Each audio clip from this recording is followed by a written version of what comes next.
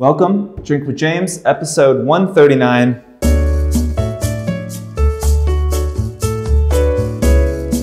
Back in the conference room, the new office is being built. I just was over there 20 minutes ago. We're trying to figure out what to do with the floors. We have these like 100-year-old factory floors that are amazing and beautiful, but also like falling apart and rotting.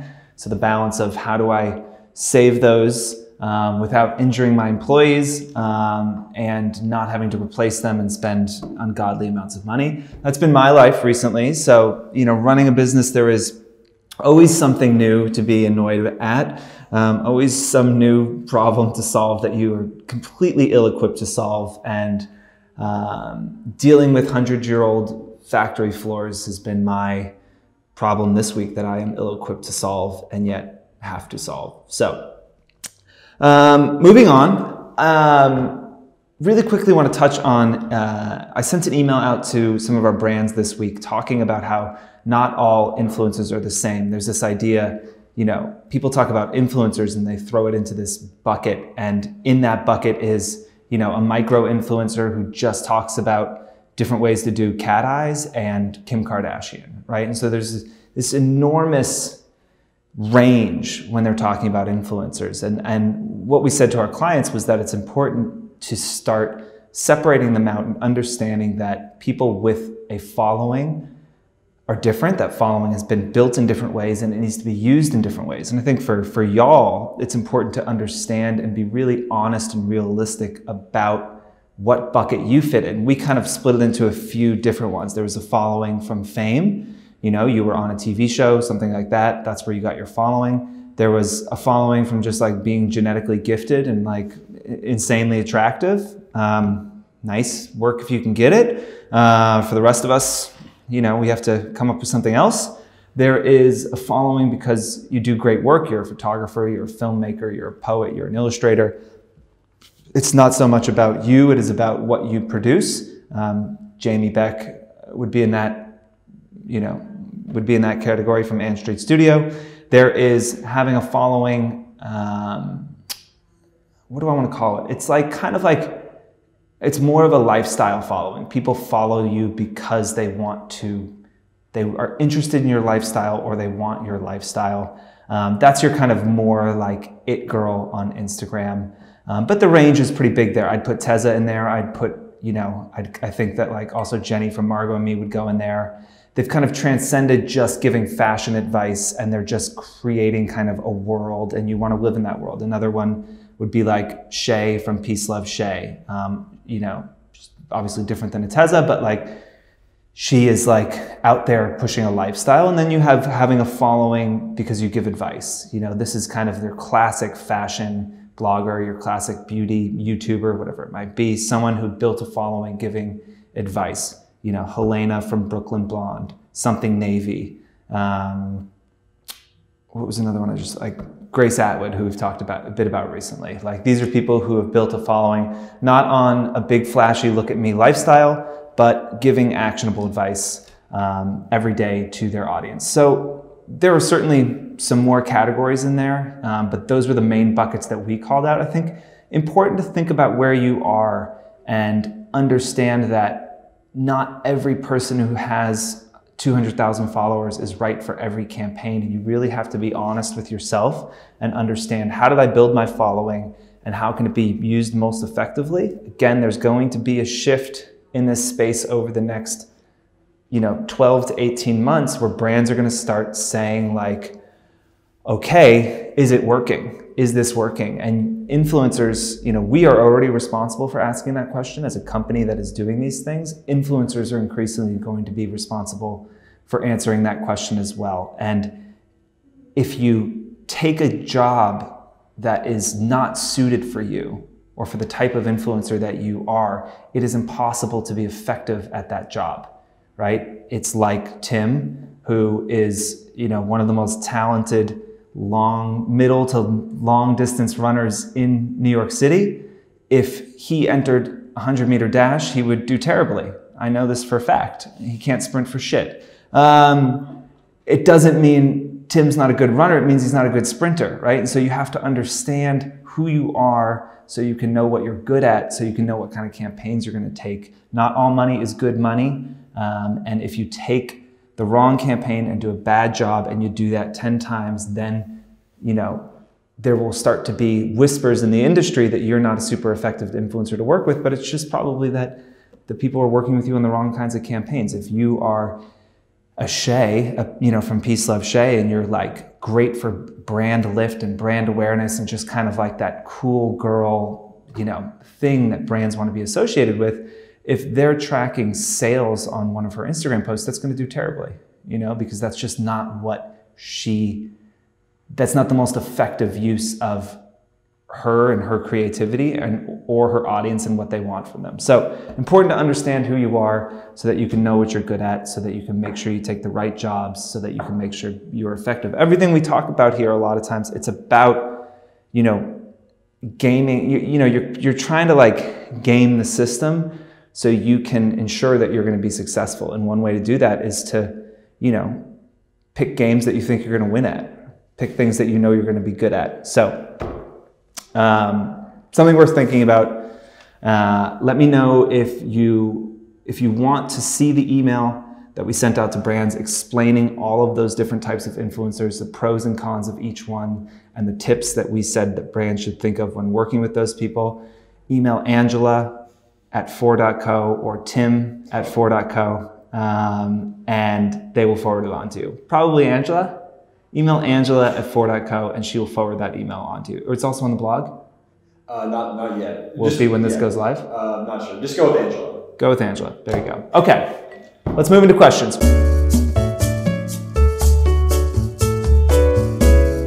Question number 1, how do I find a balance between not sharing enough and sharing too much on stories? Good question. Thank you. Tim made it up. Okay. So, this brings me to a little like mini rant. It's not really a rant, really. It's just a fact. Fashion Week is a fucking bore, right? Like I am ready to gouge my fucking eyes out. Like how can it be that like fashion bloggers are just like going to Paris once a month now? I feel like we're doing Paris a disservice here, people. Like it is just relentless and it is so boring. Like influencers that I love, I am just like hard swiping like past their stories. I think that there is no sweet spot of number of stories that is too many and number that is not enough. You know, I will say sometimes like if it looks like a perforated edge on the top, like you tore a little piece of paper off, like it's too many. But you know, when Jamie Beck does one of her exhaustive tutorials, that's all interesting content, and there's no reason that in that case 30 frames is not too much. But maybe if you're just like storying your eggs and then like your walk and then like you're going to the gym and you're like, go to the gym, and then your fucking workout, can we please for the love of God and all that is holy, stop filming your fucking workouts. Like I'm not alone in this. There are people I respect very much who are like, this is going to be the thing that this generation regrets, is filming all of their workouts. It is so boring. If I have to look at another leg lift when I wake up in the morning, I'm gonna scream. And you might be saying to yourself, James, you film yourself riding your bike all the time. Right, that is a very different thing. That is me on a bicycle showing you, Central Park being all beautiful, not me in a gym, showing you my crunches. Like I don't know how to do a crunch. Anyway, I digress. The fundamentals are the same that we always talk about, right? Ask yourself, like, is this, entertaining, educational, valuable for my audience? Or am I bored? Do I want to flex? Or am I just not thinking? If it's this hand, the bored, not thinking, want to flex, then you shouldn't post it. And I think that like a lot of the Fashion Week stuff I'm looking at, there's just no thought. And I understand like those are very busy times, right? Like, I can't imagine going to 6 shows in a day and running to, 5 different events with brands. But you don't have to do all that. No one's got the gun in your back saying like, you have to go to the Dior breakfast and then you have to go to the Chanel show. Those are amazing opportunities and things that you definitely shouldn't turn down if you get to do it. But like, how do you show it to your audience in a way that is interesting? Because for most people, I think there's 6 weeks now out of the year where you just like want to shut Instagram off because like it's the same shit every day. It shows. It's just like, and I think, when this all started 8 years ago or so, when influencers, bloggers started going to shows, it was exciting because it was new. It's like my Positano rant. Positano is amazing. Like it is a incredible place and one of the most beautiful, special places in the world. As it relates to Instagram, it's just played out and it's fucking boring now, right? Because like you can't do anything special or interesting. And so you're just there doing the same shit. And like now it's like every fashion week, I'm just seeing the same exact content. Everyone's at the same cafes in Paris. They're going to the same shows. And it's like, it's all about the influencer. It's nothing about what is interesting to their audience. So I think, there is no magic number of stories. And if you have compelling, interesting content, throw 30 up a day, like fucking go for it, If you have a big personality and people love seeing that and there's no end to the amount of stories they'll watch, then story all day. I implore you. But if you're just like, especially if you're in Fashion Week, you're just posting stuff mindlessly, I think you do yourself a huge disservice. And I think that most influencers could definitely benefit from cutting down the amount of things they're saying yes to, especially around Fashion Week, and cutting down the amount they're posting, and stepping back at the end of the day and thinking about how to tell that story. And if you're starting to feel like, my stories feel like they're kind of getting away from me and I'm just throwing stuff up, maybe step back for a few days and switch to publishing them all at once and at night and really thinking through that story and doing something interesting. If the idea is to educate, entertain, inspire, there are different ways to do that. And stories for so long was this off the cuff, just do it in the moment thing. I think, especially in times like Fashion Week where there's a lot of content, I think you have to step back and do something different. I've talked about my friend Aaron and his stories. I think he's done a really good job at this of like stepping back and creating little, almost short films. He did one for Fashion Week. If you go to Aaron's profile, Aaron is not cool. He's got a Fashion Week highlight. You can kind of see what I'm saying. Like, I think there is a case to be made for stepping back and doing something more thoughtful and mindful with your stories. And don't just do story vomit on your audience. We also just had Cass on Foreground. She touches a little bit on this, but you have to find what works for you. But I don't know, and I might change my mind on this 6 months from now, but I don't think now you have to have consistent quantity of stories day to day. I think, some days you might have one story, one single frame that's interesting, and one day you might have 30. I think it should be driven by what you're interested, inspired by, and then what you think your audience would be interested in. Not just, it's not supposed to be a live stream of your life. At least I don't think so.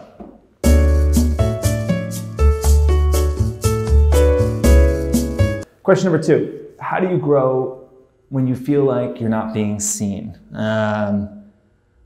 Well, one, you probably can't. I mean, that's probably the short answer. If no one's seeing you or you feel like you're not being seen, you can't grow. So that's a problem that you probably are going to need to solve very, very quickly. But dissecting it a bit, you feel like you're not being seen. Again, I can't stress enough, the Instagram algorithm is not predatory. It is not attacking certain influencers. It doesn't wake up and say, I fucking hate that person and like them. I'm not gonna let anyone see their posts. I'm gonna let them see everyone else's. No, it is a fairly simple equation that takes into account, who's engaging with your posts, who you're engaging with, and then, tries to serve content to the people who they think want to see it. That's it, It's pretty simple, and it is standard across the whole platform. I can't say that with complete confidence. Maybe there's different tiers in the way it works. If you're under 500 is different than if you're at 1 million. I'm sure that it is different across different tiers, but as you look at your peers, that algorithm is the same for everyone. I think that, going back to question number 1, you just have to focus on the absolute fundamentals. Are you being interesting? Are you being engaging? Do people care? Maybe the hard truth is that people don't care about the content you're putting out. That's, it's not to say it's not good, it's not interesting, it's just that the audience that happens to follow you doesn't give a shit about it. Okay, that's a problem, a pretty big one. It is solvable potentially. It's also potentially not solvable. But that is the core question, is not how do I hack Instagram's algorithm? It's how do I be more interesting, engaging, and special so that people want to follow me, want to engage with me, want to tell their friends about me. That is the absolute thing, is you have to get to that point where people are sitting with their friends saying, you have to follow this person. Do you follow this person? You have to. That's how I found Teza. I was sitting at lunch with a friend.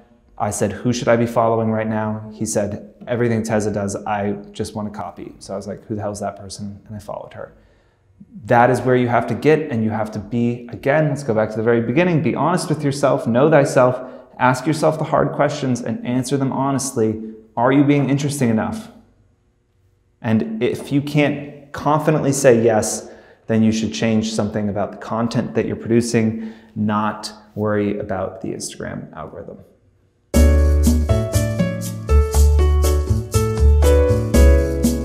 Question number 3. Do you see brands hiring in-house groups of influencers to create content? Well, first you have to get an influencer to want to work from 9 to 5. That was an influencer joke, people. Do I see them hiring groups of influencers to create content?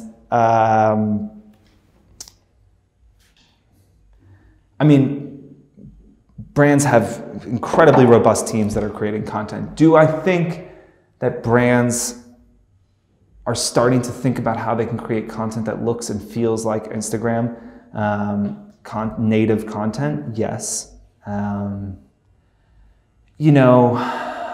What we're doing a lot more campaigns recently, it is a content creation play where we're working with people from 5,000 to 25,000 followers. We don't care as much about their reach, but we just want their viewpoint. We want their content. You think about, a brand that's doing their own shoot. Maybe they could hire 2 models, decent models, $1,500 a day. That's on the low end. Photographer, $3,000 for the day. Production, this and that. Say you're in 10 grand for the day, okay? You're gonna shoot, 20 looks that day. Okay, so you got these 2 models, you shoot your 20 looks for 10 grand, great. For the same amount of money, you could potentially work with 30 micro-influencers who are gonna shoot in 30 different locations and have 30 different points of view. I don't know if it would be advantageous for a brand to bring it in-house, because you would start to lose what makes influencers so interesting and special, which is the ability to get those varied and wide points of view fairly affordably and fairly easily. So I do see brands relying on specifically micro-influencers more for content creation. I do see photographers who are creating content for brands beginning to suffer because they can't compete with the scale and price that micro-influencers are able to give. And I think a big part of it is that you get the photographer and the model and the production, you get it all in one, and it's insanely cheap. And it's just one person out of 30 you're working with. So even if you don't love it, it doesn't matter, because you've got 29 other amazing people doing things. So there's less risk inherently in doing it. So we are in a very real way seeing that as a trend, and I think it was something that will become a trend. But I think most influencers, the goal, correct me if I'm wrong, is not to work in-house and be behind a desk. You want to leave that to the desk jockeys, like us, who sit and stare at a screen for 10 hours a day. How would you go to Positano 3 times a year if you had a full-time job? So in an office, I say. If you're a small influencer, seriously think about that as something to offer brands. Again, you have 10,000 followers. That's essentially meaningless for most big brands. But the ability to give 10, 20 high-res images, that's hugely valuable. The ability to do that once a month for the next year could be really valuable. And that could probably net you more money than trying to sell your 10,000 followers, which the most you probably get is $150 a post for that. So you're not getting rich doing that. So it's definitely something to consider. Now, I have to go to San Francisco, armpit of the earth, and I will be back on Friday. So goodbye.